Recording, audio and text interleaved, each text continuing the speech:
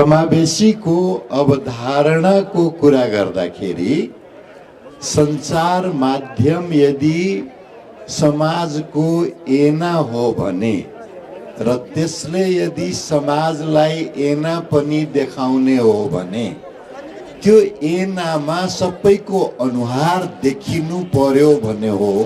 समाजलाई ऐना देखाउनु छ भने ऐना सबैको अनुहार देखिने खाले हुनु पर्यो।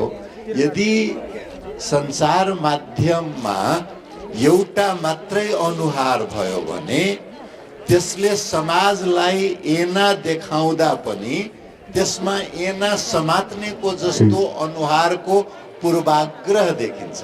त्यसैले संसार माध्यममा समावेशिताको अर्थ के हो भने त्यसमा एउटा पुरा समाज प्रतिबिम्बित हुनु पर्यो। त्यो भयो भने जुन यथार्थ हो, जुन वास्तविकता हो, त्यो अगाडि आउन र भएका गल्तीहरू सच्याउने बाटाहरू पनि देखिन्छ। त्यसैले संसार माध्यम समावेशी हुनुपर्छ। युवराज सर, हजुरको अब लामो समय पत्रकारितामा बित्यो, साँच्चै नेपाली समाजको विविधता संसारमा देखिएको हजुरको पाउनु भएको छ कि छैन? पक्कै पनि छैन। नेपालकै सञ्चार जगतको सञ्चार माध्यमको कुरा गर्दाखेरि र अझ हामीले उसमा व्यवसायिक भन्ने कुरा पनि छ। व्यवसायिक भन्दाखेरि हामीले 47 सालको संविधानले दिएका सर्टन अथवा त्यसले क्रिएट गरेका केही कन्डिसनहरू पछि जब निजी सञ्चार माध्यमहरू पनि त्यहाँ आए होइन, यो सञ्चार माध्यमहरूको जन्म हो, त्यसपछिको अवस्थालाई हामीले मान्नुपर्ने हुन्छ। त्योभन्दा पहिलाको सञ्चार जगत विभिन्न एउटा मिसनलाई लिएर अथवा डेमोक्रेसीको स्थापनाका लागि तिनीहरूलाई कुनै न कुनै किसिमको आवाज दिनको लागि पनि भएको अवस्था थियो। र आज एक ठाउँमा अफिस हुन्थ्यो, भोलि त्यहाँ नहुनु पनि सक्थ्यो। त्यसबाट त्यहाँ हामीले अरू कुराहरू त्यो बेलामा बहसको विषय थिएन। तर अहिले आएर हामीले तपाईँले सोध्नुभएको क्वेसन पक्कै पनि छैन। यो 23-24 वर्षको जुन कान्तिपुरको स्थापनाको कुरा गरौँ, त्यसपछि प्रतिस्पर्धाका रूपमा अथवा निजी क्षेत्रमा आएको कुरा गरौँ, त्यहाँ त्यो समावेशिता, तर मैले समावेशितालाई विभिन्न रूपमा लिन्छु। एउटा सबभन्दा महत्त्वपूर्ण कुरा विचारको समावेशिता। विचारको समावेशिता भन्दाखेरि कुनै पनि विचार, कुनै पनि समूह अथवा कुनै पनि घटनाहरू निषेधित नहुने अवस्था हो। सबभन्दा महत्त्वपूर्ण कुराहरू सिद्धान्त त तपाईँले त्यसलाई स्वीकार गरेपछि अनि त्यहाँबाट अरू कुराहरू पनि आउँछ। किनभने हामी प्रजातान्त्रिक व्यवस्थामा छौँ र इक्वेलिटीको स्पिरिटबाट त्यो चल्छ, मान्यताबाट त्यो चल्छ। र इक्वेलिटीको मान्यता भन्नासाथ हामीले फेरि सबैले समान अवसर पाउनुपर्छ भन्ने कुरा आउँछ।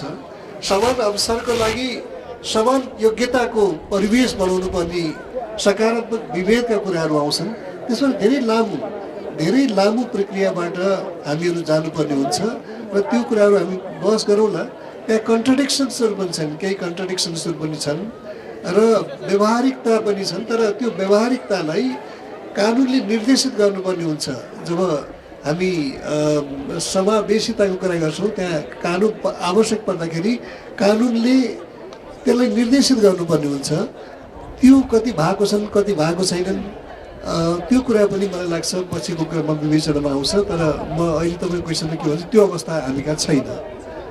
तर केही सकारात्मक मतलब लक्षणहरू चाहिँ देखा परेका छन् पक्कै पनि। धन्यवाद। अनि सर, तपाईँ नेपाल भाषाको डेलिभरीमा लामो समयदेखि आबद्ध हुनुहुन्छ। समावेशीलाई तपाईँले कसरी लिइरहनु भएको छ? समावेशी सञ्चारको धन्यवाद।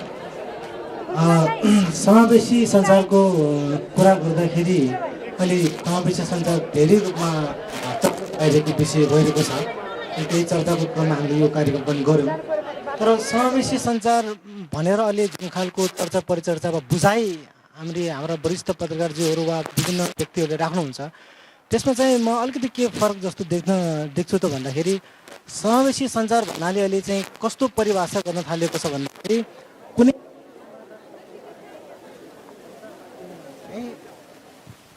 सञ्चार माध्यममा कन्टेन्टको हिसाबले सबै भाषाका सबै जातिका कुराहरू आउनु नै समावेशी सञ्चार हो भन्ने खालको बुझाइरहेको जस्तो पाइन्छ। तर म त्यसमा के अलिकति थपेर भन्न चाहन्छु त भन्दाखेरि नेपाल बहुभाषी मुलुक भएको कारणले नेपालमा विभिन्न भाषाबाट पत्रिकाहरू निक्लिने गर्दछ। सञ्चार माध्यममा विभिन्न भाषाबाट काम भइरहेको छ। ती सबै भाषामा हुने सञ्चार माध्यमलाई पनि समेटिनु नै समावेशी सञ्चार हो जस्तो लाग्दछ। जस्तै अब युवराजले भन्नुभयो त्यसमा कन्टेन्टको मात्र होइन विचारको पनि समावेश हुनुपर्दछ। तर मेरो चाहिँ म आफू नेपाल भाषाको पत्रकारिता गरिरहेको कारणले भाषा पनि त्यसमा समेट्नु पर्दछ। केवल कुनै पनि पत्रिकाको कन्टेन्टको हिसाबले मात्र होइन कि एउटै मात्र भाषामा सबै कन्टेन्ट होइन कि आफ्नो भाषामा पनि पत्रकारिता गर्नु पर्दछ र त्यो पत्रकारिता पनि राज्यले समेट्नु पर्दछ र त्यही नै समावेशी सञ्चार हो जस्तो चाहिँ मलाई लाग्दछ। तर म समावेशी सञ्चारको कुरा गर्दाखेरि यो कुरालाई पनि त्यसमा जोड्न चाहिँ चाहन्छु। मिडिया चाहिँ जुन वर्ग वा जुन किसिमको हातमा छ त्यही अनुसारको विचार प्रभाव गर्दछ। सायद चाहिँ श्रीराम सरले ऐनाको उदाहरण दिनुभएको छ। ऐनामा एउटा वर्गको मात्रै एउटा लगानीकर्ता भनौँ न बजारको मात्रै एउटा लगानीको हात भएको नजिकैको हो कि छ के हो? तपाईँले गरेको प्रश्नको बहुआयामिक उत्तर हुन्छ। जब हामी समावेशी सञ्चारको कुरा गर्छौँ त्यसमा सबभन्दा पहिलो के हुन्छ भने त्यो मिडियाको मालिक कतिको समावेशी छ होइन। किनभने पहिले त सन् 1990 भन्दा अगाडि त राज्य नै मुख्य मालिक थियो, अरू विद्रोही सञ्चार मात्रै थियो। विद्रोही सञ्चार भने कानुन तोडेर बाहिर गएर गर्ने सञ्चार थियो, त्यसको मूल्य र मान्यता फरक हुन्थ्यो। अब नाफा क्षेत्र आइसकेपछि मालिक को छ? किनभने कहिलेकाहीँ के भन्ने गरिन्छ भने freedom of the press is for those who own one. यो प्रेसको स्वतन्त्रता तिनका लागि हो जो तिनका मालिक छन्। मालिकमा कतिको समावेशिता। दोस्रो त्यसपछि विचारको विविधता कतिको छ, समावेशिताले त्यसलाई पनि समेट्छ। एक थरी मात्रै विचार हाबी हुने हो भने त्यहाँ समावेशिताको कुराको अर्थ रहँदैन। विचारपछि तेस्रो कुरा के आउँछ भने न्युज रुममा कतिको समावेशी छ, एडिटरहरू कतिको समावेशी छन्, gate keepers of the news कतिको समावेशी छ। किनभने त्यो भएन भने विविधता झल्केर सञ्चार माध्यममा देखिँदैन। त्यसपछि अर्को यो के अरे मालिक विचार न्युज रुमको कुरा लगिसकेपछि भाषाको कुरा आउँछ। कतिपय कुरा यस्ता हुन्छन् जुन कुरा कि सम्बन्धित भाषामै भन्नुपर्ने हुन्छ, अनुवाद सम्भव हुँदैन होइन। आज भर्खर एक ठाउँमा एउटा अनुवादको विज्ञ हुनुहुन्छ माइकल हट, उहाँसँग कुरा भइरहेको थियो। उहाँले बुद्धिसागरजीको उपन्यास अनुवाद गर्न लाग्नु भएको रहेछ। हामी कहाँ एसएलसीको जाँचमा चिट चोर्नेको जुन कला छ त्यसको बारेको जुन व्याख्या छ त्यसलाई अङ्ग्रेजीमा व्याख्या गर्न सकिँदैन। हरेक संस्कृतिमा त्यस्ता कुरा हुन्छ, पीडाहरू हुन्छन् जुन पीडाहरूको त्यो भाषामा बाहेक अर्को भाषामा व्यक्त गर्न सकिँदैन। त्यसैले समावेशी सञ्चारको कुरा गर्दाखेरि भाषाको कुरा आउँछ। त्यो सँगसँगै समावेशी सञ्चारको कुरा गर्दाखेरि समाजको जुन सपोर्ट मेकानिजम भन्छ, रिडरसिप क्लब होला, लिसनर्स क्लब होला, अरू सञ्चार माध्यमहरूलाई समर्थन गर्ने समूहहरू होलान्। तपाईँहरूको यो यस्तै के अरे नेवा पत्रकार राष्ट्रिय दबु जस्तै यस्तो संस्थाहरू होलान्। त्यस्ता संस्थाहरू के छन् त्यसको समावेशिताको कुरा आउँछ। त्यसैले समग्रमा समावेशिताको कुरा गर्नुपर्छ र सबभन्दा महत्त्वपूर्ण त मालिकको दृष्टिकोण के हो र मालिकको दृष्टिकोण राज्य र व्यापार जोडिएर आउँछ नवोदारवादमा भन्दाखेरि राज्यको नीति कस्तो हो र त्योसँग मालिकको कस्तो जोडिएको छ त्यो पनि महत्त्वपूर्ण भएर आउँछ। यो चाहिँ एकदम एकअर्कासँग जोडिएको कुराहरू हुन्। एउटालाई मात्रै तपाईँले छुट्याइदिन साथ, जस्तो आर्चमा एउटा इँटा झिकिदिनु भयो भने एउटा मात्रै इँटा झिक्यो त पुरा घमराम गुमरुङ खस्छ नि, त्यसरी खस्छ। त्यसैले हामी समावेशिताको कुरा गर्दाखेरि समग्रतामा हेर्नुपर्ने हुन्छ। युवराज सर, हजुरको लामो प्र्याक्टिसमा त्यो जुन मिडिया मालिकहरूको हजुरले लामो भोगिसक्नु भएको छ, यसमा अहिले हामीले उठाइरहेको समावेशी सञ्चार अवधारणालाई कतिको एकदम कम छ। अघि सिकेलालजीले कुरा गर्नुभयो मालिकको कुराहरू, मार्केटको। हेर्नुहोस्, हाम्रो सोच सोसलिस्टिक छ होइन, समावेशीको उसमा मार्केट डोमिनेन्ट छ। मार्केट सोसियलिजम भन्ने केही पनि कुरा हुँदैन है। अब हामी त्यो अवस्था एउटा। अनि अर्को मिडिया ओनरसिपको कुरा एकदमै अघि मैले भने सुरेशजीले भन्नुभएको कुरा मैले साथै व्याख्या गर्नुपर्ने हुन्छ। मैले भने विचारलाई निषेध गर्नु हुँदैन, कुनै पनि विचारलाई निषेध गर्नु हुँदैन, त्यो पहिलो मेरो प्रतिबद्धता अथवा मान्यता हुन्छ। र त्यसको अर्को स्वरूप हुन्छ जुन सिकेलालजीले कुनै रूपमा भन्नुभयो, त्यो के भने न्युज रुमको कम्पोजिसन। तर त्यहाँ को आउँछ, मैले अर्को कुनै अब त्यो व्यवसायमा व्यवसायको कुनै कुरा आउँछ। व्यवसाय भनेको मेरो अर्निङ लाइभलीहुडको कुरा हो र मैले त्यहाँभन्दा बेटर अपर्च्युनिटी पाएँ, मैले त्यो पेसामा सम्मान पाउँदिनँ, मैले अर्निङको हिसाबले बेटर उसमा गएँ भनेदेखि म जाने चाहिँ ज्यादा चान्स हुन्छ। त्यस भएर हामीले त्यो पनि हेर्नुपर्छ। र चौथो के छ भनेदेखि मालिकहरू न्युज मिडिया अथवा सञ्चार जुन गृहहरू छन् यिनीहरू इन्डस्ट्रिज हुन्, प्रॉफिट मेकिङ बडी हुन्, अथवा एउटा सञ्चार माध्यमका लगानीकर्ताहरू अथवा मालिकहरूको 10 ठाउँमा लगानी छ, त्यो 10वटा लगानीलाई प्रमोट गर्नलाई र ती लगानीका प्रतिस्पर्धीहरूलाई ठेगाउन लाउनलाई मेरो प्रयोग हुन्छ होइन। एउटा सम्पादकको प्रयोग त्यहाँ हुन्छ अथवा मिडिया हाउसको प्रयोग त्यहाँ हुन्छ कि हुँदैन। यी सबै कुराहरूलाई हामीले एउटा प्रोफेसनल स्ट्यान्डर्ड व्यावसायिकताको जुन स्तरीयता हुन्छ त्यसलाई सुनिश्चित गर्ने मेकानिजम नहुँदाखेरि, नीति नहुँदाखेरि र त्यो नीति अनुरूपको कानुन नहुँदाखेरि हामीले खालि समावेशिता भन्ने एउटा नारा लियौँ भनेदेखि त्यो अव्यावहारिक हुन जान्छ। त्यो हामीले एचिभै गर्न सक्दैनौँ। त्यो अहिले नेपालको पत्रकारितामा सबभन्दा ठुलो समस्या चाहिँ मैले त्यो देखाएको छु। अधिकांश व्यक्तिहरू त्यहाँ आउँछन् तर भोलि उनीहरूले त्यो पेसामा सम्मान र सुरक्षाको वातावरण देखेर छोडेर जान्छन्। अनि त्यहाँबाट तपाईँले फिल इन द ब्ल्याङ्क गर्नुपर्ने हुन्छ। त्यहाँ समावेशताको तपाईँले कानुन बनाएर अथवा त्यो मान्यतालाई अवधारणालाई अगाडि बढाएर त्यसलाई त्यो हिसाबले सुनिश्चित गर्न सक्ने ठाउँ चाहिँ मैले देखाएको छैन। अब तपाईँले जुन उहाँ युवराज सरले भन्नुभयो कि एउटा मान्छेले न्यूनतम जीवनयापन गर्न सक्ने अवस्था र सञ्चारले नाफा हिसाबले सोचिरहेको अवस्था छ भने अब यो अवस्थामा मातृभाषाको पत्रकारिताको अवस्था के छ? यो सस्टेन आफैमा चाहिँ हराएर जाने हो कि के छ? हामीले अब समावेशी सञ्चारको रूपमा यो सञ्चार माध्यम समावेशी हुनुपर्छ र त्यसलाई चाहिँ बजारले मात्रै निर्धारण गर्छ भनेर छोड्ने हो भनेदेखि त समावेशी सञ्चारको सम्भावना थोरै मात्र होला। किनभनेदेखि त्यो खालको पत्रकारिताले बजार पाउन सक्छ कि सक्दैन भन्ने प्रश्न उठ्न सक्दछ। त्यसैले त्यो खालको पत्रकारिताको लागि चाहिँ राज्यले पनि केही भूमिका खेल्नु पर्दछ भन्ने चाहिँ मलाई लाग्दछ। किनभने हामीले चाहिँ भन्यौँ पत्रकारिताको विकासको लागि चाहिँ प्रजातन्त्र अनिवार्य छ। डेमोक्रेसी भए मात्रै प्रेसको विकास हुन सक्दछ। तर चाहिँ जहाँसम्म समावेशी पत्रकारिताको कुरा आउँछ त्यसमा डेमोक्रेसी मात्र भएर पुग्दैन। डेमोक्रेसीमा पनि केही सकारात्मक कुरा थपेर आउनु पर्दछ, त्यसपछि मात्रै समावेशी पत्रकारिताको विकास हुन सक्दछ। अब हामी एउटा चाहिँ के छ भनेदेखि प्रेसको कुरा गर्दाखेरि हामी वाक स्वतन्त्रताको कुरा गर्छौँ, बोल्ने अधिकारको कुरा।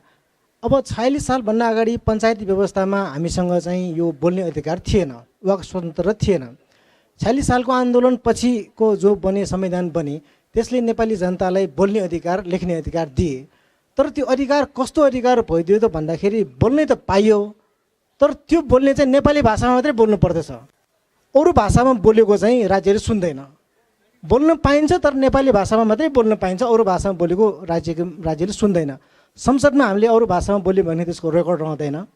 अब बैठकहरूमा बोल्दाखेरि त्यसो भाया मस्यु भनेर चाहिँ छोड्ने जाने सम्भावना रहन्छ। अब सञ्चार माध्यममा ठाउँ रहँदै रहेन, राज्यमा ठाउँ रहँदै रहेन। त्यसले हामीले चाहिँ अब यो फ्रिडम त दियौँ, तर त्यो फ्रिडम के त भन्दाखेरि एउटा भाषामा मात्रै अभिव्यक्ति गर्नुपर्छ, त्यसलाई मात्रै ठाउँ पाइन्छ, अरू भाषाको अभिव्यक्तिलाई ठाउँ पाइँदैन भन्ने खालको चाहिँ प्रेस स्वतन्त्रता हामीले पायौँ। त्यही भएर हामीले भन्यौँ कि अरू सबै भाषाले बोलेको कुराहरूलाई पनि राज्यले सुन्नुपर्दछ, त्यही नै समावेशी हो भन्ने चाहिँ खालको चाहिँ यो बहस पनि हुनुपर्दछ कि जस्तो मलाई लाग्छ। त्यही भएर चाहिँ यो कुरा, यस्ता कुराहरूलाई चाहिँ बजारले मात्रै निर्धारण गर्दैन, त्यसमा चाहिँ राज्यको पनि केही भूमिका रहन्छ। किनभनेदेखि फेरि प्रेसले आफूलाई चाहिँ एउटा चौथो अङ्ग, राज्यको चौथो अङ्ग भनेर दाबी गरेको कारणले पनि ऊ राज्यभन्दा छुट्टिएर, राज्यको नीतिभन्दा छुट्टिएर बस्न सक्दैन। राज्यबाट पनि त्यसलाई पनि केही भूमिका रहनु पर्दछ जस्तो चाहिँ मलाई लाग्छ।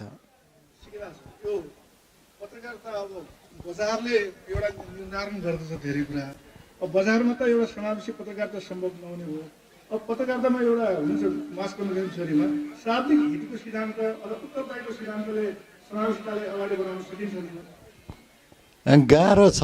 हेर्नुहोस्, तपाईँ पत्रकारिताको टेलिभिजन स्टेसन अथवा रेडियो स्टेसन अथवा अखबार अथवा इन्टरनेट पोर्टलको मालिकको दृष्टिकोणले सोच्नुहोस्। मालिकको दृष्टिकोणले तपाईँको लागि यो एउटा व्यापार हो। नाफा भएन भने यो व्यापार गर्नुहुन्न। भोलि गएर रक्सी बेच्नुहुन्छ, मासु बेच्नुहुन्छ, व्यापारको हिसाबले मालिकको लागि व्यापार हो। एक थरी जो वरिष्ठ पत्रकारहरू सुरेशजी जस्तो, युवराजजी जस्तो, तिनका लागि यो पेसा हो। पेसाको लागि केही मूल्य र मान्यता हुन्छ। त्यो मूल्य र मान्यता बाहिर गएर पत्रकारिता गर्न मिल्दैन मालिकले भनेर पनि, अनि त्यो पेसागत धर्मको निर्वाह भएन। त्यही पत्रकारितामा फेरि अर्को बजार शाखा हुन्छ, विज्ञापन शाखा हुन्छ, जसको लागि व्यवसाय हो। व्यवसाय के अर्थमा हो भने राम्रो विज्ञापन ल्यायो भने बोनस पाइएला, तलब बढ्ला, सुविधा बढी पाइएला, मोटरसाइकल चढ्न पाइएला, मोटर चढ्न पाइएला, व्यवसाय हो। त्यही सञ्चार माध्यमको उपभोक्ताको दृष्टिकोणले पाठक रेडियो सुन्ने, टिभी हेर्ने, इन्टरनेटको पोर्टल चहार्ने, तिनका लागि चाहिँ के भइदियो भने यो त सेवा हुनुपर्ने होइन र यस्तो हुन पाइन्छ। यो समस्या यो बजारवादी अर्थतन्त्र अँगालेपछि स्कुलहरूमा पनि देखेको छ। स्कुलको मालिक र बच्चा पठाउने जुन आमा बुवा छ, त्यो एकदम फरक छ।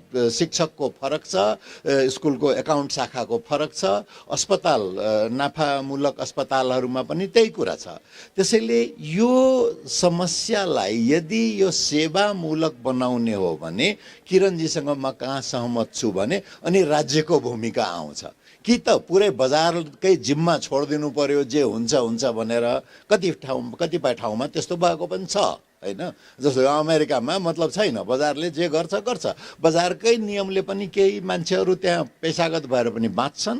केही मालिकहरू पनि अब न्युयोर्क टाइम्स चलाएको छ त, एउटा परिवारले सेवै गर्छु भनेर चलाएको छ त। राज्यसँग केही सहमति हुन्छ र त्यो अर्थमा चाहिँ चलाएको हुन्छ। कि त पुरा बजारको जिम्मा छोडिदिनु पर्यो, कि चाहिँ पुरा राज्यले उत्तर कोरिया जस्तो चलाउनु पर्यो।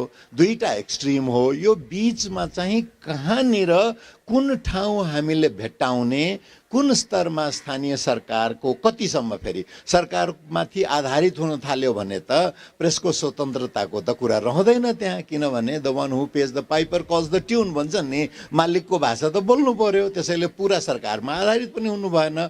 कुन शर्तमा, कसरी पेशागत मूल्य र मान्यतालाई चाहिँ कसरी कायम राख्ने, व्यवसायलाई पनि कसरी चल्न दिने, व्यापारलाई पनि कमसेकम न्यूनतम नाफा भएन भने त, लगानी भएन भने त पत्रकारिता त हुँदैन नि त हैन। त्यो पनि कसरी सुनिश्चित गर्ने र दर्शक पाठकको हित पनि कसरी सुनिश्चित गर्ने भनेको यो ट्रायल एन्ड एरर हो।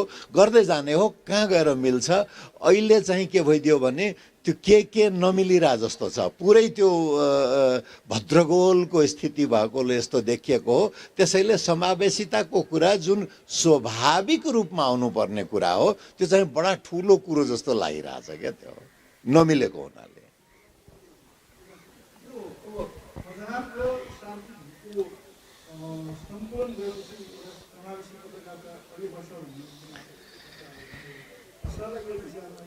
होइन, बजार र सार्वजनिक हितको कुराहरू मलाई होइन, त्यो समावेशीलाई त्यसले कन्ट्राडिक्ट पनि गर्दैन, त्यसले समावेशितालाई प्रमोट पनि गर्दैन। सार्वजनिक हित पक्कै पनि इन्क्लुसिभनेसले त्यो सार्वजनिक हितको कुरा हो, चासोको विषय हो। तर म as an editor, as a पत्रकारको रूपमा मैले जुन तपाईँले भन्नुभयो नि प्रफिटसँग जोडिएको कुरामा मैले पाएको कुरा के भने, जब सङ्घर्षको फेज हुन्छ लगानीकर्ता र एडिटरहरू सँगै जान्छन्। र क्लास कहाँनिर आउँछ भनेदेखि जब नाफालाई शुभ लाभ नै नभनौँ, जब कुनाफा र सार्वजनिक हितको कुरामा क्लास आउँछ, त्यसपछि एडिटरलाई धर्म सङ्कट पर्छ। म मालिकको कुनाफासँग जाउँ अथवा सार्वजनिक हित ल लार्जर इन्ट्रेस्टको पक्षमा जाउँ त्यहाँनिर हुन्छ। नत्र भनेदेखि तपाईँले अघि भन्नुभयो सार्वजनिक हितले इन्क्लुसिभनेसलाई प्रमोट गर्छ, त्यो त्यसको पक्षमा छ। तर त्यसले गर्दाखेरि समावेशिता, त्यसको अभावमा समावेशिता नभएको चाहिँ होइन। अर्को सुरेशजीले अघि भनेको एउटा सानो कुरा म मात्रै गर्छु, म त्यसमा एग्री गर्छु। तर के हो भनेदेखि कहीँ यस्ता कुराहरूमा मातृभाषाका कुराहरू अथवा समावेश गर्छ, त्यसमा व्यक्तिगत निष्ठा र प्रतिबद्धताको पनि आवश्यक पर्छ, जुन धेरैले गरिराखेका छन्। अपर्च्युनिटी छोडेर पनि त्यहाँ त्यो भाषालाई प्रमोट गरिराखेका छन्। र अर्को कुरा, भाषा, आफ्नो भाषा, मातृभाषाहरू, कतिपय भाषाहरू हाम्रा लोप हुन लागेका छन्, लोप भएका छन् नि त, तिनीहरूको रिभाइभलको लागि, तिनीहरूको प्रमोसनको लागि पहिलो दायित्व चाहिँ त्यो समुदायकै हुन्छ।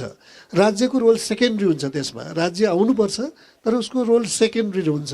किनभनेदेखि हामी त्यसमा मतलब हामी जुर्मुराएनौँ भनेदेखि, हामीले आफ्नै ओरिजिन खोजेनौँ भनेदेखि, संस्कृति खोजेनौँ भनेदेखि राज्य त चुप लागेर बस्छ नि। त्यसबाट त्यहाँनिर अलिकति सङ्घर्षको पनि कुरा आउँछ, प्रतिबद्धताको कुरा पनि आउँछ, सफरिङको पनि कुरा आउँछ। र त्यसो कुरा हाम्रो यो डिस्कसनको दायरामा छैन। केही प्र्याक्टिकल कुराहरू जस्तो भनौँ न, सिद्धान्त त त्यही हो। सानो स्केलमा तपाईँले एउटा नेपाल भाषामा पत्रिकै चलाउनुहुन्छ भनेदेखि त्यसमा अर्को समावेशीको सिद्धान्तलाई म अङ्गीकार गर्छु भन्न सकिँदैन, व्यवहारिक हुँदैन। तर के भने लार्ज, मैले त्यसैले विचारको भने विचारको पनि कुरा आउँछ, कम्पोजिसनको पनि कुरा आउँछ। त्यसलाई आवश्यकता पर्दाखेरि सकारात्मक विभेदका नियम र कानुन र नीतिबाट निर्देशित गर्नुपर्छ पछिल्लो अवस्थामा, तपाईँ जब कमर्सियली भाइबल हुनुहुन्छ त्यो अवस्थामा। तर प्र्याक्टिकल एस्पेक्टलाई पनि हामीले हेर्नुपर्छ। धन्यवाद। यो अब भनौँ न, यसमा मातृभाषाको पत्रकारितालाई बढावा दिनुको लागि अहिले चाहिँ के सुनिन्छ भन्दाखेरि राज्यले अगाडि बढ्नु पऱ्यो भनेर अब युवराज सरले चाहिँ सर्वप्रथम दायित्व चाहिँ सम्बन्धित समुदायकै हुनुपर्छ भन्नुभयो। यसलाई चाहिँ हामीले कसरी दिनुहुन्छ? समुदाय त्यसबाट अलग रहन सक्दैन। तर सञ्चार माध्यम आफ्नो पनि त्यसमा केही भूमिका रहन्छ नै। जस्तै अब सञ्चार माध्यमलाई युवराज दाइले त डेफिनेटली एउटा सेवाको रूपमै लिनुभएको हुन्छ। किनभने उहाँले चाहिँ मालिकले चाहिँ एडिटरको अथोरिटीलाई च्यालेन्ज गरेको कारणले उहाँले संस्थै त्यागेर जानुभएको इतिहास हामीसँग छ।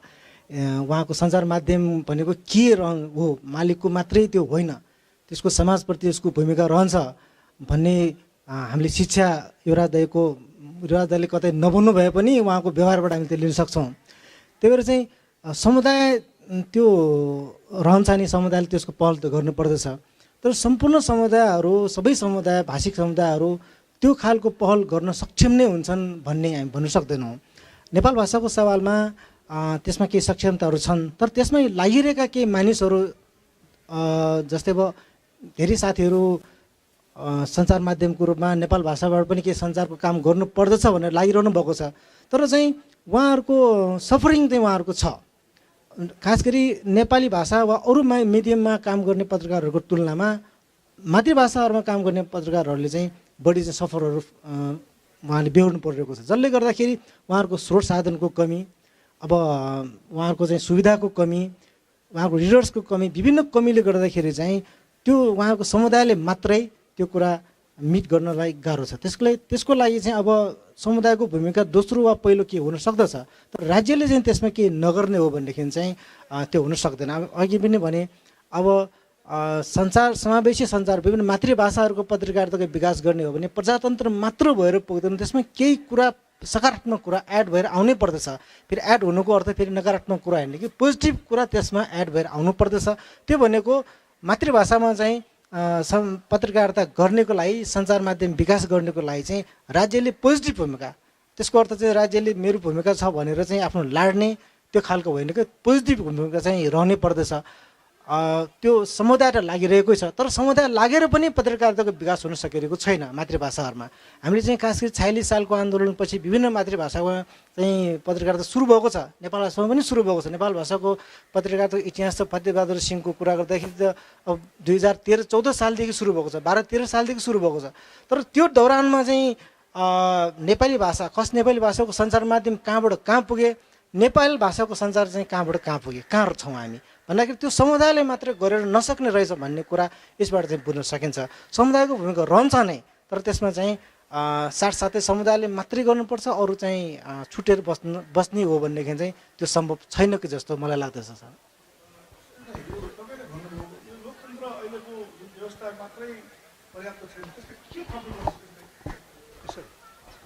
त्यो हामीले चाहिँ खास गरी नेपालमा सङ्घीय व्यवस्थाको जो वकालत गर्यो नि, अब यो सुरुवातमा त खास गरी सङ्घीय व्यवस्था चाहिन्छ भन्ने कुरा त विभिन्न चाहिँ जाति धर्म जाति भाषाका आधारमा प्रदेशहरू बनाइनु पर्दछ भन्ने कुराबाटै यो उठान भएको देखिन्छ। खास गरी जनजातीय आन्दोलन मधेस आन्दोलनबाट नै सङ्घीय व्यवस्थाको चाहिँ सूत्रपात चाहिँ भएको हो।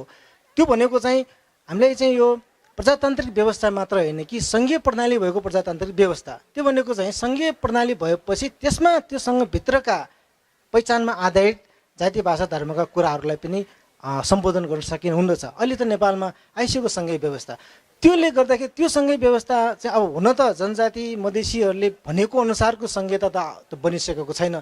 त्यो अहिले संहिताको स्वरूप भन्दाखेरि त्यसमा चाहिँ त्यो अलिकति डाइल्युट चाहिँ भइसकेको छ सुरुबाट आएको चाहिँ कन्सेप्ट भन्दा। तर अब यो जो हामीसँग सङ्घीय व्यवस्था हाम्रो हातमा आएको छ, त्यो सङ्घीय व्यवस्थालाई चाहिँ हामीले यो समावेशी पत्रकारितालाई उत्साहित गर्ने प्रोत्साहित गर्ने खालबाट चाहिँ उपयोग चाहिँ हुनुपर्दछ। अब खालि पहिलाको जस्तो चाहिँ अथोरिटेरियन मात्रै व्यवस्था चाहिँ भएको भए चाहिँ एकीकृत खालको डेमोक्रेसी तर एकीकृत खालको मात्रै भएको भए चाहिँ हुँदैन थियो होला। अब सङ्घीय व्यवस्था सहितको प्रजातन्त्र आएको कारणले चाहिँ अब हामीले भनेको खालको समावेशीको पत्रकारिता के होला कि भन्ने खालको चाहिँ सम्भावना हामीले देख्यौँ। जस्तै भर्खर पनि हाम्रो चाहिँ मेयर साहबज्यूहरूले चाहिँ एउटा अभिव्यक्ति दिएर जानुभयो। अब भोलि चाहिँ प्रदेश सरकार बन्दाखेरि प्रदेशका प्रमुखज्यूहरूले पनि त्यो खालको अभिव्यक्ति दिनु होला। त्यो खालले चाहिँ अब अलिकति राज्यबाट स्थानीय निकायको राज्य प्रदेशको राज्यबाट चाहिँ प्रोत्साहन प्राप्त हो भनेदेखि त्यो प्रोत्साहन भनेको फेरि पोजिटिभ हो भाइ, फेरि नेगेटिभ चाहिँ होइन। त्यो खालको प्राप्त हो भनेदेखि चाहिँ हामीले चाहेको जस्तो खालको समावेशी सञ्चारको के विकास होला कि जस्तो मलाई चाहिँ लाग्दछ।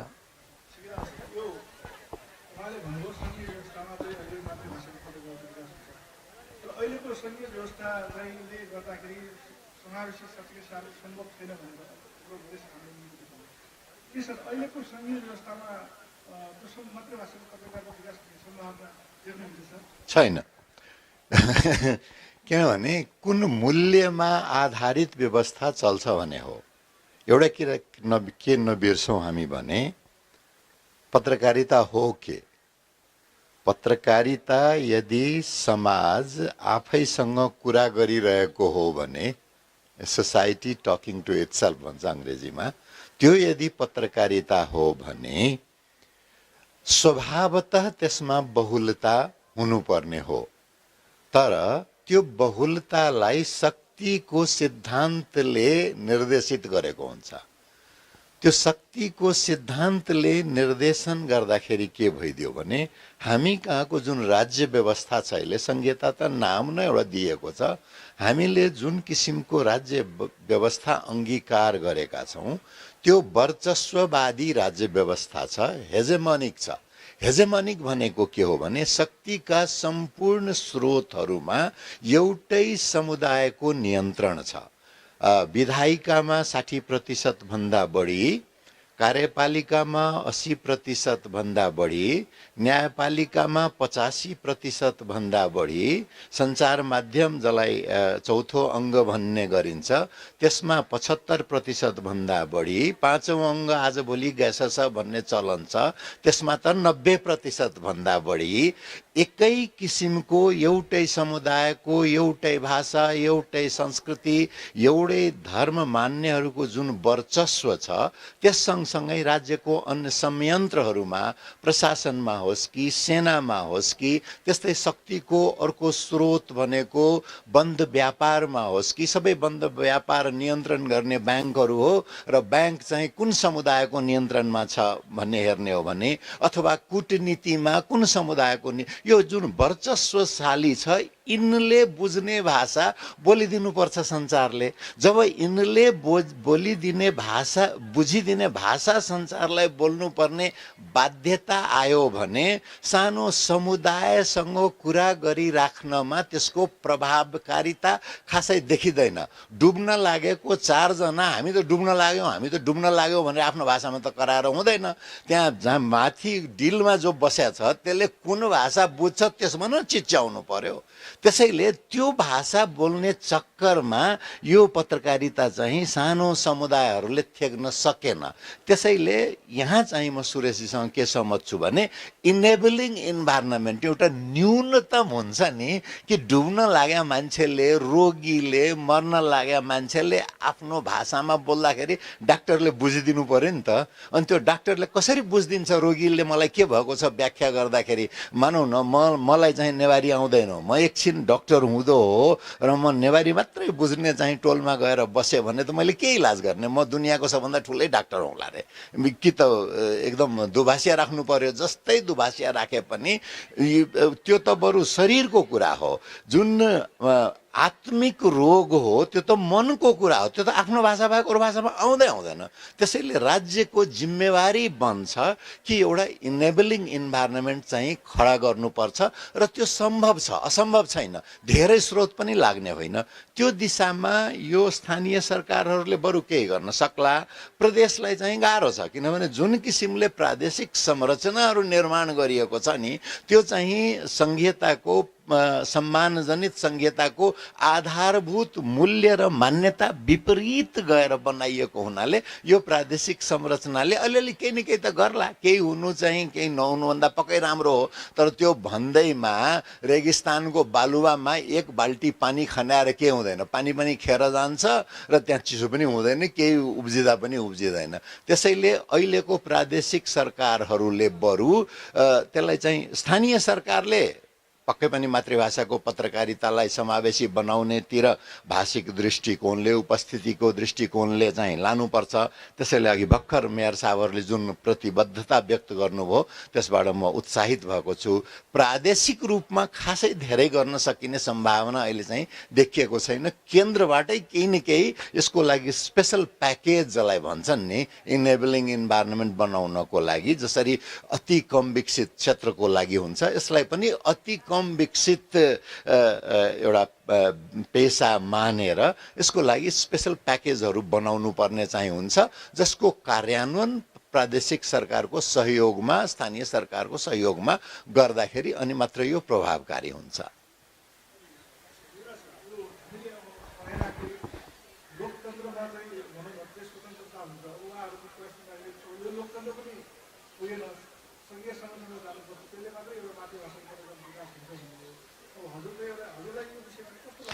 होइन, यस्तो मेरो मान्यता चाहिँ स्पष्ट छ। हामीहरूको भनौँ न संहिताका बारेमा अथवा अरू विषयमा फरक मान्यता हुन्छन्, तर डेमोक्रेसीका बेसिक अहिले सिकेलालजीले संहिता इनएडुकेट भन्नुभएको छ होइन। सुरेशजी बढी आशावादी हुनुहुन्छ, तर मेरो सुरुदेखिको मान्यता के हो भनेदेखि यसमा डेमोक्रेसीका जुन बेसिक मान्यताहरू हुन्, डिबेट र डिफ्रेन्सेसहरूलाई कम्ती गर्नलाई डिबेट र त्यसपछि एउटा कमन पोजिसनमा नपुग्दाखेरि थुप्रै समस्याहरू अहिले आएका छन्। यही संविधान पहिला संसद बन्नुपर्छ कि पहिला सरकार बन्नुपर्छ भन्ने कुरामा विभेद भइरहेको छ। त्यो किनभनेदेखि हामीले त ताली बजायौँ, पत्रकार र सिभिल सोसाइटी भएर पनि ताली बजायौँ, किनभने परिवर्तन चाहन्थ्यौँ। अनि त्यसबाट परिवर्तन भयो, ताली बजायौँ। संहिता कस्तो बहस गरेनौँ, रोल रेस्पोन्सिबिलिटी के हो प्रान्तका हामीले डिस्कसन गरेनौँ। त्यसबाट अहिले अझै पनि कन्फ्युजनको फेज। हामीले के भन्यौँ भने माघ 7 गतेसम्म निर्वाचन हुनुपर्छ। निर्वाचन भनेको गएर भोट दिने हो कि संसदहरू अस्तित्वमा आउनु पर्यो। त्यसो यी सबै कुरामा हामीले क्रिटिकल्ली र लार्जर डिबेटलाई इन्करेज गर्ने हिसाबले हामी जाँदै गएनौँ। त्यसबाट कन्फ्युजन हुन्छन्। र अर्को तपाईँले अघि नै भन्नुभयो, जब तपाईँ लोकतन्त्रलाई एउटा लेभलको रूपमा ट्रिट गर्नुहुन्छ, ठिक छ, हामीले लोकतन्त्र भन्यौँ, एउटा संविधान ल्यायौँ, त्यही लोकतन्त्र हो भन्नुहुन्छ भनेदेखि त्यसका आउटकम तपाईँले चाहे जस्तरी जनताले चाहे जस्तरी हुँदैनन्। त्यसो म त्यो अर्थमा त्यति आशावादी छैन। तर यदि हाम्रो अर्को मिडियाको कुराहरू, मिडियाले डिबेट केमा गर्यो भनेदेखि पत्रकार महासङ्घले स्वतन्त्रता कि पूर्ण स्वतन्त्रता, तपाईँ एब्सोल्युट फ्रिडमको एब्सोल्युट पावरको विरोध गर्ने मान्छेले एब्सोल्युट फ्रिडम चाहँदै हुनुहुन्छ र त्यसमा एकाउन्टेबिलिटीको कुरा गर्नुहुन्न। त्यहाँनिर पत्रकारिता अथवा पत्रकारिता डिस्क्रेडिट हुने खतरा छ। त्यहाँबाट पत्रकारिता एब्सोल्युट पावरसँग जोडिने खतरा त्यहाँनिर हुन्छ। त्यसो भएर म त्यो अर्थमा अलिकति फरक मान्यता राख्छु। धन्यवाद।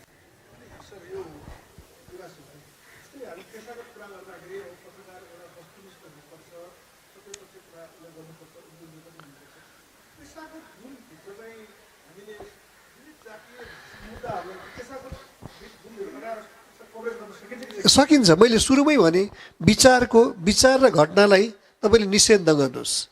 भिक्टिमको पर्सपेक्टिभबाट हेर्नु। सबभन्दा मलाई के लाग्छ भने सबभन्दा पावरफुल जर्नलिजम तपाईँ यदि भिक्टिमको पर्सपेक्टिभलाई, भिक्टिमका आफ्ना परिवार, जस्तो अहिले हामीले एउटा अनलाइन चलाइरहेका छौँ, अहिले हामीले एउटा व्यक्तिको प्रोफाइल गऱ्यौँ।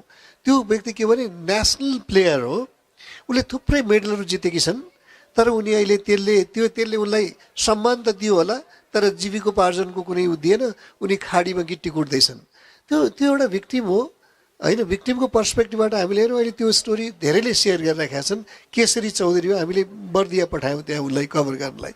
त्यसो मैले भिक्टिम विभिन्न कन्टेक्स्टमा, विभिन्न परिस्थितिमा, विभिन्न समूह, विभिन्न व्यक्ति, विभिन्न क्षेत्र, विभिन्न जेन्डरहरू भिक्टिम हुन्छन्। त्यसो त्यो पर्सपेक्टिभबाट हामीले हेऱ्यौँ भनेदेखि, पत्रकारिताले हेर्न सक्यो भनेदेखि ती वस्तुनिष्ठता भने त्यही हो नि त। वस्तुनिष्ठता भने त्यही हो। त्यसो भएर हामीले कल्पना गर्न मात्रै वस्तुनिष्ठता हुँदैन, र वस्तुनिष्ठता पनि एउटा within the realm of reality हो नि। म एउटा व्यक्तिको रूपमा मेरा बायसेसहरू होलान्, अघि उहाँले भन्नुभयो समाज रिफ्लेक्सन होला, ऐनाको कुरा गर्नुभयो, तर त्यो रियालिटीभित्र तर त्यो वस्तुनिष्ठता कहाँ हो भने, त्यो वस्तुनिष्ठताको परीक्षण कहाँ हुन्छ भने जब तपाईँ एकाउन्टेबल बन्न चाहनुहुन्छ। म पत्रकार हो, कानुनभन्दा माथि हुँ, मैले कसैलाई जवाब दिनु पर्दैन भन्नु भने त्यो वस्तुनिष्ठता हुँदैन।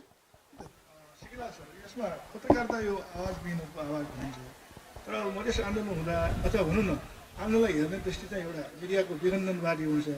अनि पहिला हामी सुनेको यो अखण्ड सुदूरपश्चिम हुँदाखेरि त्यो राष्ट्रवादी हुन्छ कि पेसागत गुणमाथि प्रश्न उठाउन सकिने अवस्था हुँदो छ।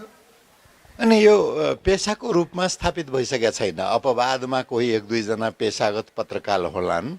अहिले हाम्रो नेपालमा सन् 1990 पछि जुन यो एउटा नाफामूलक व्यापार अथवा व्यवसायको रूपमा पत्रकारितालाई, त्योभन्दा अगाडि एउटा मिसन पत्रकारिता गरिन्थ्यो।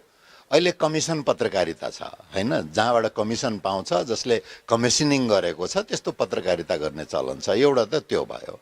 दोस्रो के भयो भने यो जुन संरचना छ नि, यो यति वर्चस्ववादी र एकल छ कि एउटाले जे भाषा बोल्छ नि, लगभग म कहाँ मैले पटक भन्ने गरेको छु, म कहाँ 8वटा अखबार आउँछ। 8वटा अखबार पढ्नलाई मलाई 10 मिनटभन्दा बढी लाग्दैन, किनभने एउटा जुन पढिले पनि सबै गोर्खापत्र छ। पहिले एउटा गोर्खापत्र थियो, अहिले सबै गोर्खापत्र छ। सबैले लगभग एउटै कुरा बोल्छ, एउटै कुरालाई चाहिँ दोहोऱ्याएर तेह्राएर आफ्नो आफ्नो भाषामा प्रस्तुत गरिरहेको हुन्छ। र त्यो सबैको आम सहमति के थियो, के यिनीहरूले निर्माण गरे, राज्यसँग मिलेर, व्यापारसँग मिलेर, कूटनीतिसँग मिलेर वर्चस्ववादी विचार एउटा के निर्माण गरियो भने मधेस आन्दोलन विखण्डनवादी हो। जसरी कि पञ्चायतकालमा गोर्खापत्रै सिद्धान्त के थियो भने काङ्ग्रेसीहरूको आन्दोलन जो हो अराष्ट्रिय तत्त्वले गरेको हो, विदेशीहरूद्वारा उक्साइएको हो। सन् 1990 मा चन्द्रशेखरले आएर भाषण गर्दाखेरि गणेश मानजी कहाँ सोझै के भने यो एकदम अन्तर्राष्ट्रिय विदेशी हस्तक्षेप हो, ठुलदाईको चाहिँ हस्तक्षेप हो भनेर प्रधानमन्त्री कुर्लै गर्थे। त्यो किसिमले एउटा बनाइयो र 99.9% चाहिँ मधेस विद्रोहको विपक्षमा थियो। जसरी कि पुरा राज्य संरचना थियो। 90%ले पास गरेको संविधान भनेर राजनीतिकर्मीले भन्छन्, मिडिया त 99.9%ले पास गरेको हो, अनि यही संविधान हो। यो हजुरले पहिला सातदलको जुन राजाले प्रतिनिधि सभा प्रतिष्ठापनापछि मिडिया पनि सातदलको अङ्गै बन्यो, संस्थापन पछिकै विचार गरिरहनु भएको छ भनेर भन्नुभयो। अहिले चाहिँ हाम्रो भनौँ मधेस आन्दोलनको सवालमा पनि संस्थापन पक्षकै विचारहरू बोकिरहनु भएको छ। मिडियाले चाहिँ यो स्थायी प्रतिपक्ष हुनु छोडेको प्रश्न गर्नै छाडेको हो। होइन, पक्कै पनि मैले भने नि केही अवस्थामा, किनभने डेमोक्रेसी नहुँदाखेरि मिडियाको जुन मौलिक अस्तित्वको कल्पना गर्छौँ त्यो रहँदैन। त्यसैले कहिले कहिले दुर्लभ अवस्थामा हामी सडकमा आयौँ होला 62 मतलब राजाले शासन लिएपछिको अवस्थामा।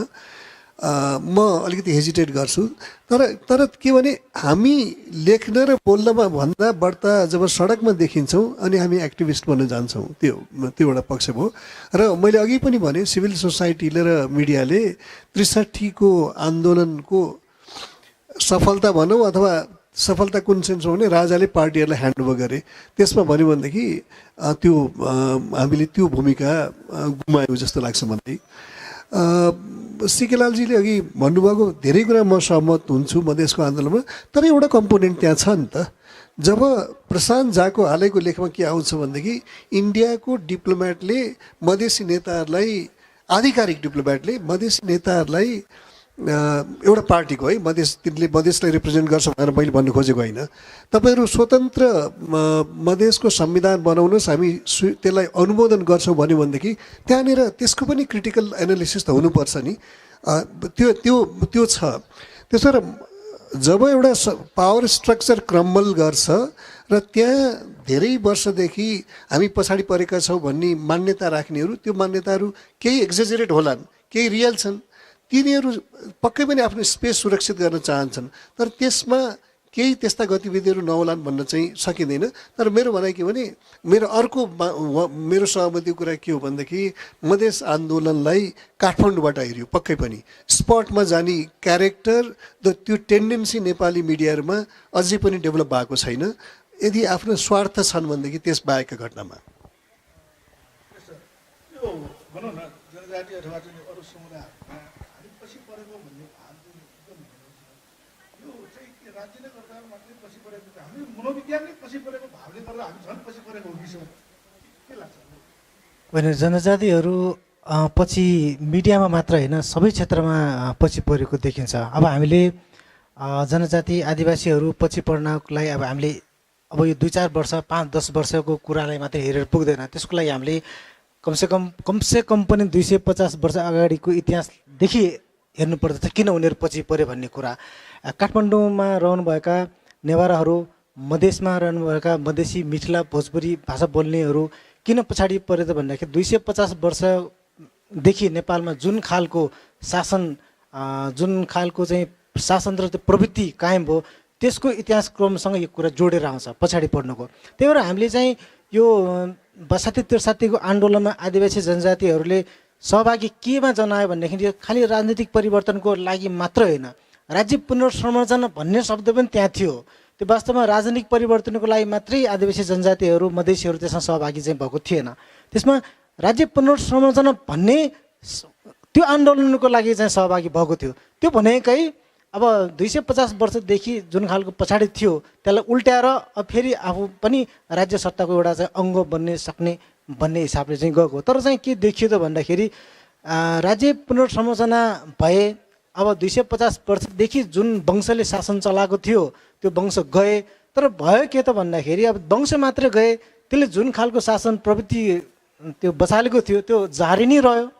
उसले बसालेको भाषा नीति उसै बसालेको धार्मिक सांस्कृतिक सबै नीतिहरू चाहिँ जारी नै रहे, जसले गर्दाखेरि चाहिँ नेपालमा गणतन्त्र आउनु र नआउनुको चाहिँ खास कुनै फरक रहेन।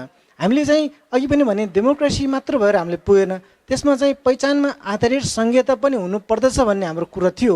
तर सङ्घीयता त आइदियो तर त्यसमा पहिचान भन्ने कुरा झिक्दियो, जसले गर्दाखेरि अझै पनि सिकेलाल सरले भन्नुभयो जस्तो चाहिँ सङ्घीयता आइसके तापनि त्यसबाट हामी आशावादी हुने ठाउँ अब छैन। हामी त्यसबाट के होला भन्ने चाहिँ आशा लिने ठाउँ चाहिँ छैन। तथापि हाम्रा केही बुद्धिजीवी साथीहरू के भन्नुहुन्छ भन्दाखेरि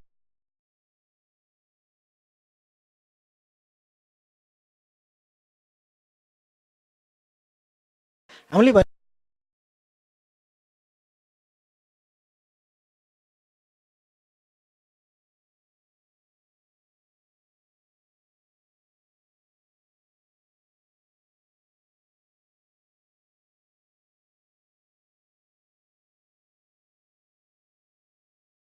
त छ नै। अब त्यो आशा पनि नरहने हो भनेदेखि त फेरि अब अर्को खालकै फेरि अब जनआन्दोलन 3 जस्तो हुने जाने हो कि। तथापि अब हामीले अब गर्न खोजेको आशा भनेको कमसेकम पनि यो संविधानलाई संशोधन गरेर सङ्घीय व्यवस्थालाई हामीले भनेको स्तरमा चाहिँ त्यसलाई सुधार गरेर अब समावेशी समाज निर्माणको लागि काम गर्न सकेला कि भन्ने चाहिँ कुरा हो। सिङ्गला सर यो अब युवराज सरले पनि भन्नुभयो अहिले जुन भनौँ न संहिताकै सवाल अहिले जुन संविधान छ त्यो बनाएको हिसाबले अहिले सरकार गठनमा राष्ट्रिय सभा अल्मलिरहेको अवस्था छ। युवराज सरले पनि यसमा भन्नुभयो। अनि अस्ति चाहिँ एउटा चाहिँ के पनि आयो भने संहिता विभाग संविधानमा लेखिने तर संहिता कार्यान्वयन नहुने अवस्था छ भनेर चाहिँ पनि सुनेछु।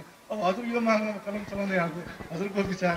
होइन, यो त सिधा छ। यो संविधान कसरी बनाइयो भने यो भुइँचालो गएको मौका छोपेर हामीले संविधान लेखेनौँ भने मधेसीले पनि अधिकार माग्छन्, जनजातिले पनि अधिकार माग्छन्, दलितले पनि अधिकार माग्छन्।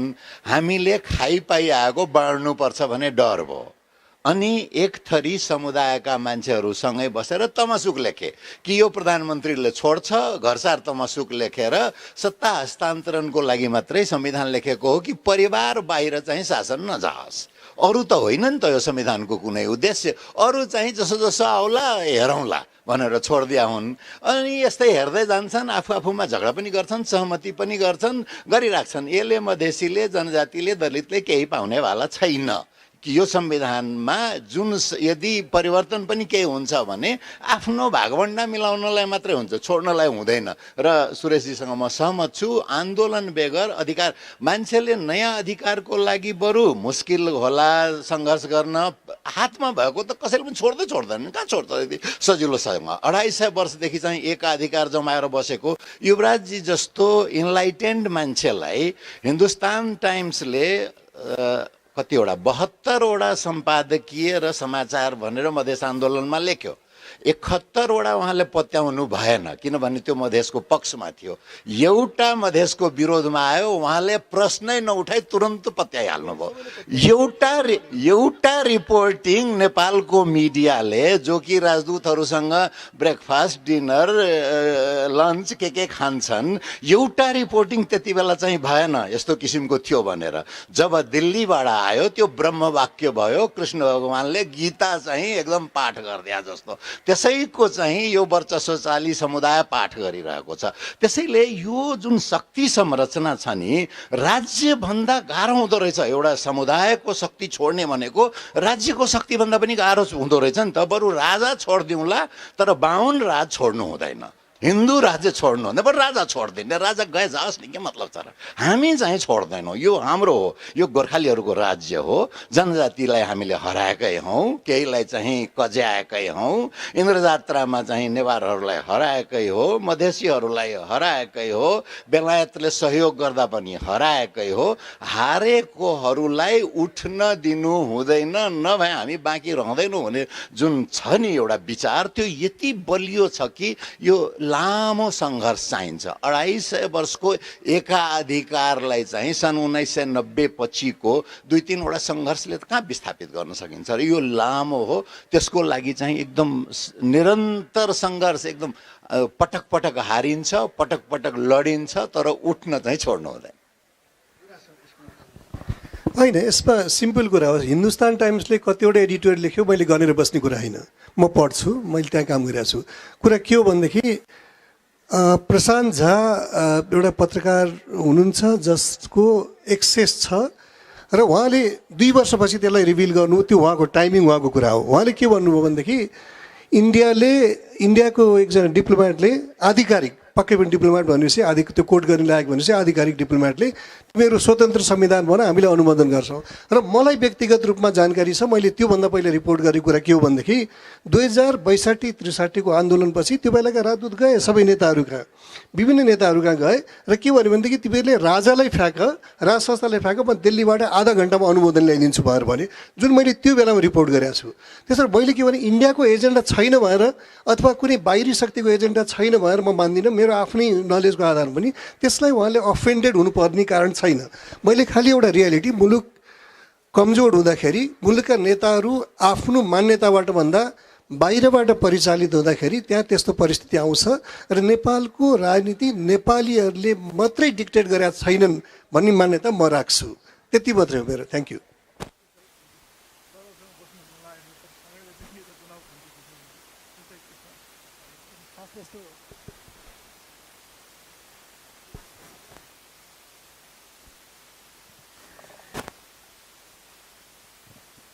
त्यसमा मेरो खास भन्ने चाहिँ छैन, तर नेपालको राजनीतिमा चाहिँ के भन्दाखेरि जब अधिकार दिने चाहिँ कुरा आउँछ त्यसपछि अधिकार दिने बेला त सबै खालको राणाहरूले पनि गरेका थिए, शाहवंशले पनि गरेका थिए, बहुदलवादी भन्ने प्रजातन्त्रवादीहरू पनि गरेका थिए। जब अधिकार दिने कुरा आउँछ त्यसबेला चाहिँ अधिकार माग्नेहरूका पछाडि चाहिँ बाह्य शक्ति छन् है भनेर देखाउने खालको एउटा पोलिटिक्स चाहिँ अब छ नै।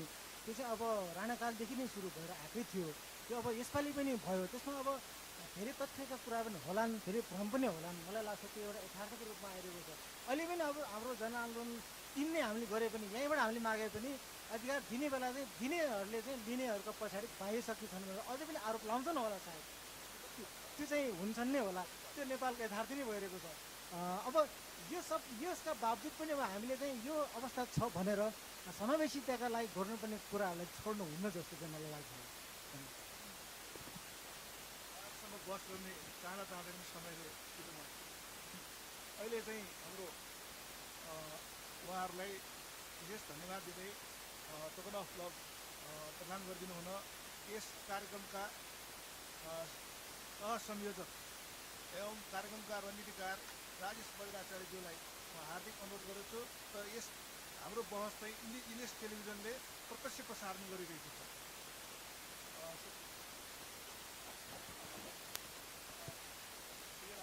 युवराज सर अनि सुरेश सरलाई